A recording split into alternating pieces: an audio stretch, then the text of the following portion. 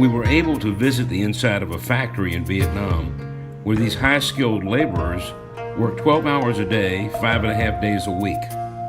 That's 66 hours a week, or approximately 3,300 hours a year, for a salary of about $3,000 a year.